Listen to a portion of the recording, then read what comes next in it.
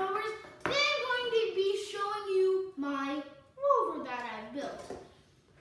So basically I had to spend my own money, $100 on this tiny rover. I don't get why. And today I'm going to be showing you how it works. You will need 7 AAA batteries, 3 for the remote control, and 4 for the actual rover.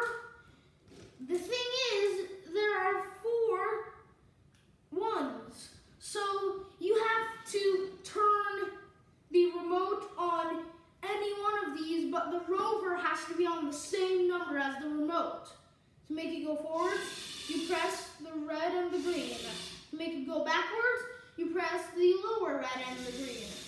And then there's this rocket, and you can make it go up and down, but it won't work. I don't know why.